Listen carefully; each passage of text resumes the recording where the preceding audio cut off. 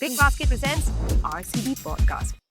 Let me just say at the outset, after being announced as the mentor and batting coach of RCB, the most exciting week of my life was that auction bit. Oh my God. Long days, extremely intense, mentally tiring, but wow, what an experience. When I just turn back and look at that 1 week of prep that we had, it's one of the most exhilarating experiences that I've ever had associated with the sport. The number of permutations and equations that you go through and how you prep and how you do it. I'm sure every team has had the same experience in their own way, but mine was fantastic. And the auction as is a very different dynamic to whatever I have experienced, how people think, how different tables think, different teams think rather. So it was very exciting and extremely knowledgeable as well.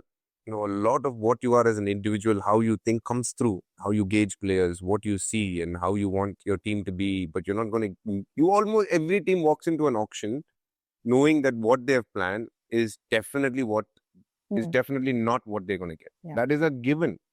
So you mentally prepared yourself. you're mentally prepared for the worst. But even that worst is so unknown. What can be there? What is the trend? In this auction, the trend was people went berserk in the first couple of hours. Mega What auction. numbers? Happens, yeah.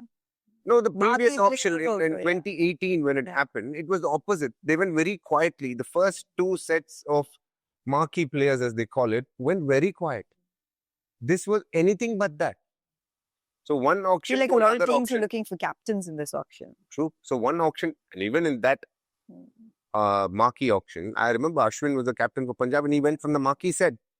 But this auction, my goodness, the numbers that people went for, the numbers that you had slotted for certain players to what they went for, and you're thinking, wow. So the ability to adapt immediately at that table, understanding, okay, maybe our numbers are very different to what we thought it out to be, let's go.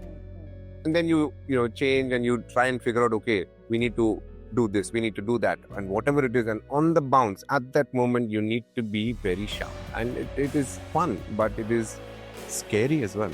Because what you're doing determines how a franchisee performs for the next 3 years. So that's a lot of responsibility. So you want to make sure you try and do as good a job as possible, but you're prepared for it. You can prepare how much ever you want. The beauty is, when you prepare for an exam, you prepare. But you almost know what questions they're going to ask because it'll be within this subject. In this, yes, it's a similar concept. Even though I use this analogy, you will, obviously the names of the players you'll know, but what And you're going to expect from other teams in terms of how they evaluate a player is completely unknown. When you study for an exam, the answer, if there's a question, the answer is the same for every person. Whatever they write, that will be the same. But in this, it's a very subjective thing. How you value a player could be very different to what someone else has valued it. So then you might think, okay, I'll get this guy easy because of this price I think you can get. And it is it's not the case. diametrically different to what is happening there. So to understand and adapt to that is quite interesting. It's like a war room atmosphere in a word. It is a war room. Because you're bidding. is. And are you reading other teams' body languages? Are you peeping here and there and saying, I think they're going... Like, what was that? It's a very disarming place, the auction. And why I say that is, they put up all teams in the same hotel.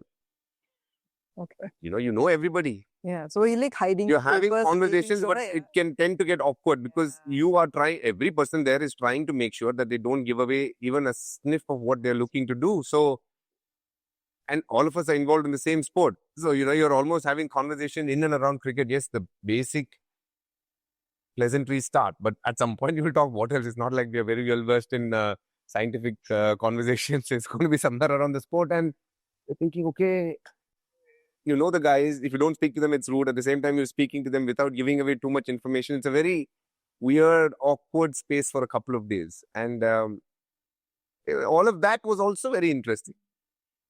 So going through that process was, as I said, very enlightening, fun, and I have to put the word scary in that word as well. 10 minutes andre boys big basket 10 minutes andre big basket 10 minutes andre big basket Big Basket, delivering in 10 minutes.